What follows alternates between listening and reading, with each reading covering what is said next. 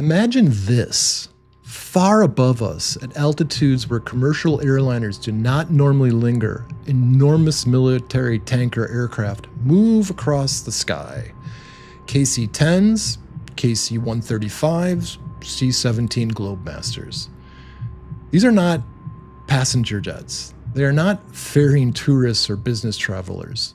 They are not flying standard routes. They move in long, deliberate trajectories, releasing something into the atmosphere that spreads out and hangs there and slowly drifts into a wide, hazy layers that remain long after any water vapor should have vanished. And now imagine this is not benign.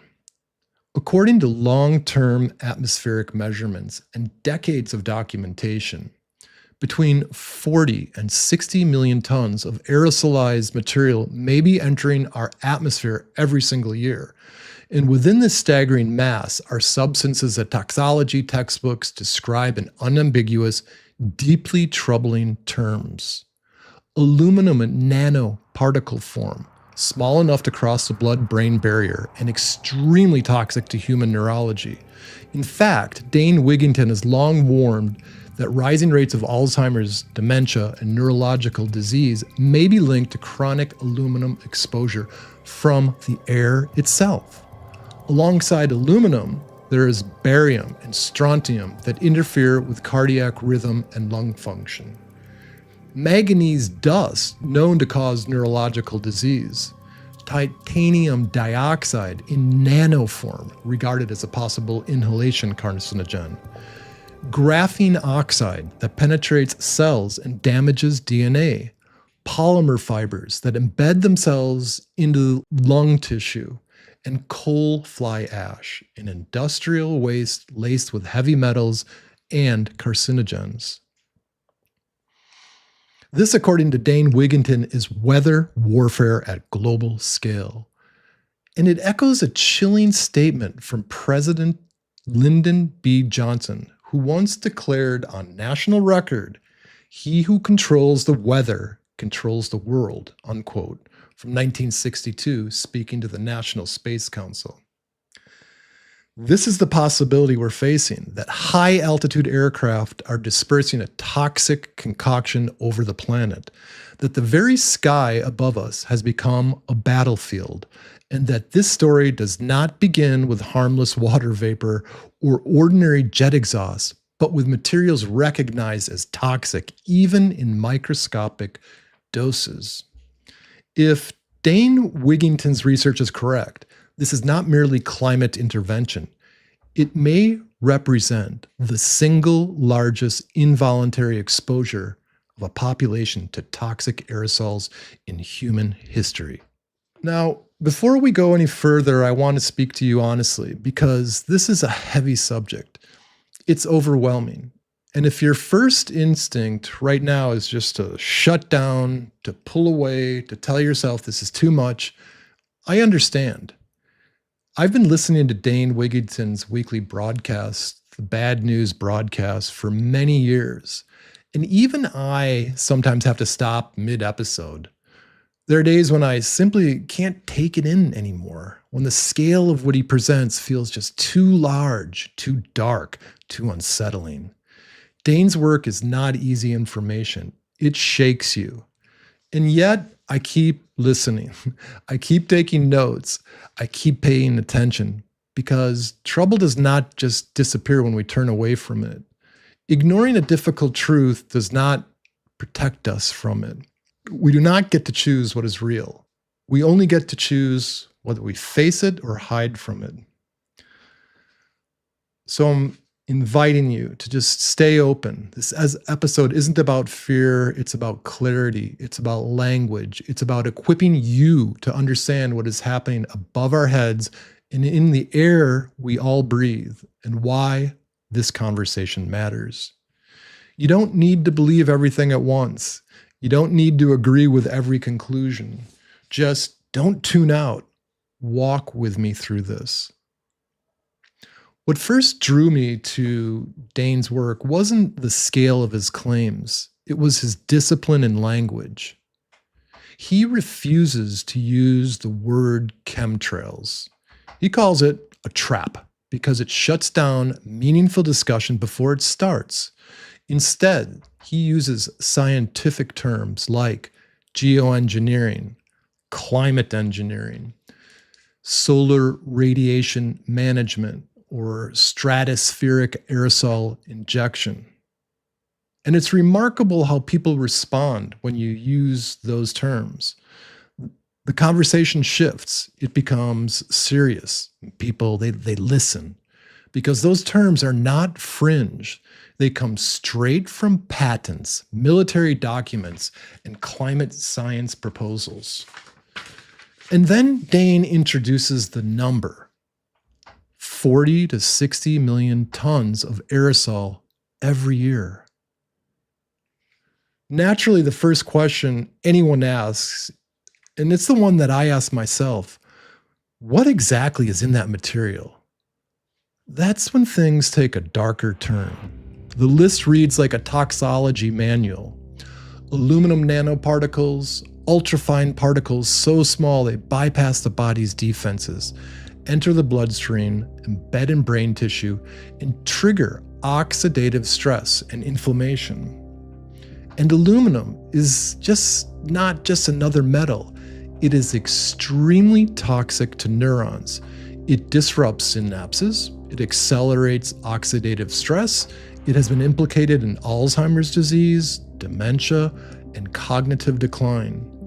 And Dane has repeatedly warned that the dramatic rise in neurological illness may not just be a coincidence. Barium and strontium, elements that affect heart rhythm and nerve function, and lung health. Airborne, they accumulate in the body. Manganese dust, scientifically recognized causing a neurological disorder nearly identical to Parkinson's disease. And, welders and miners, they know this intimately. Titanium dioxide at nanoscale. And this is classified as a possible carcinogen when inhaled.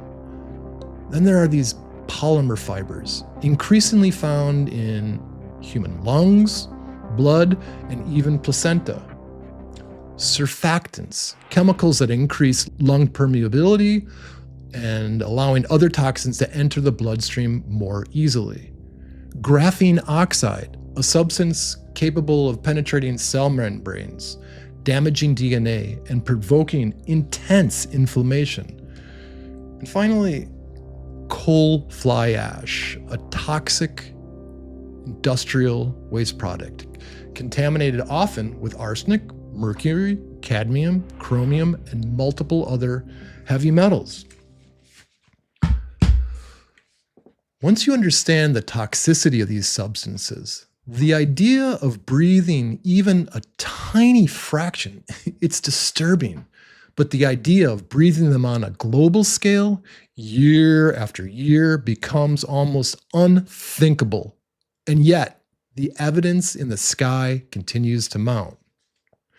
We have all seen those long, persistent trails that stretch across the horizon and linger for hours. They expand into a thin, uniform haze that covers entire regions. And this is not how water vapor behaves under normal atmospheric conditions. Modern jet engines simply cannot produce persistent contrails, except perhaps under extremely rare humidity scenarios.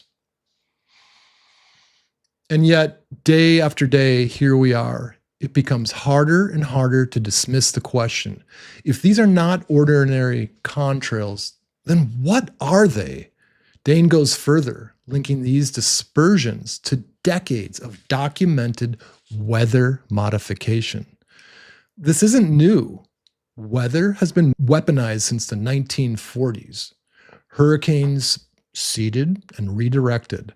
Monsoons extended. Rainfall suppressed or enhanced. Agricultural zones manipulated. Jet streams nudged by ionosphere heaters like HAARP, this high-frequency active auroral research program in Alaska. None of this is theoretical. It is historical. The only question is scale. And that's where the real concern lies, because weather modification requires particulates, and particulates fall. They fall into our forests, which are dying at unprecedented rates. They fall into our oceans, where the plankton, the foundation of Earth's oxygen cycle, is collapsing. They fall into our crops, weakening their resilience against drought, disease, and UV radiation. And finally, you got it, they fall onto us. This is why, in Dane's view, you cannot talk honestly about climate change without addressing the elephant in the room, geoengineering. If tens of millions of tons of reflective, heat-trapping, biologically active particles are added to the atmosphere each year, then everything changes. The forecasts, the rainfalls, the storms, the droughts, the ecosystems, the soil chemistry, the models, the baselines. Climate cannot be separated from chemistry, and life cannot be separated from the air that sustains it. So we arrive at the question that underpins this entire conversation. I put my heart and soul into every episode. There's one simple thing you can do to help me keep it going. Please take a moment to subscribe, like, and share. It's free. It only takes a second, and it truly helps this channel grow. Please comment, and I promise to reply to you. Thank you so much, everyone. Are toxic nanoparticles being dispersed into the atmosphere without public knowledge or consent? It is a yes or no question. And either answer forces a reckoning. If the answer is no, then transparency should be easy. Show the data and explain the sky. If the answer is yes, even partially yes, then we are witnessing the largest environmental and biological operation ever carried out on Earth. Dane Wigington paints a picture that is hard to forget once you hear it. He warns humanity is rushing toward a point of no return, driven there not only by our abuse of the planet, but by geopolitical forces operating far beyond public's oversight. He argues that the weather itself, something we were taught was natural, neutral, beyond politics, has been handed over to military programs, private contractors, and government cartels. According to Dane, official weather reports are sanitized or falsified. Meteorologists have been gagged, and mainstream media cooperates in the silence. They just mock. They just distract. They refuse to investigate disappearing rain, engineered drought, manipulated storms, or aerosol operations happening right above our heads. Politicians are not innocent. Some look away. Others sign off on budgets and authorizations enabling these programs. And it is happening at the very moment when ecosystems are collapsing, species are disappearing, and climate stability is faltering. Dane's message is urgent. He does not say we have decades. He does not even say we have years. It's very serious. He warns that we may have only a small window left, months perhaps, to confront what is happening. And pretending it isn't real simply because it is uncomfortable will cost us more than we can ever imagine. I know this was heavy. It is heavy every time I return to it, but we cannot protect ourselves from realities we refuse to acknowledge. We owe it to our health, our families, our future generations to ask questions with clarity, discernment, and courage. One last question remains, the simplest and the hardest. Who is doing this and why?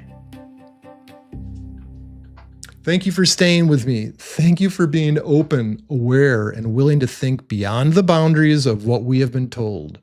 Stay aware, stay informed, and keep looking up, not in fear, but in understanding. Please like, subscribe, and watch my related episode that follows.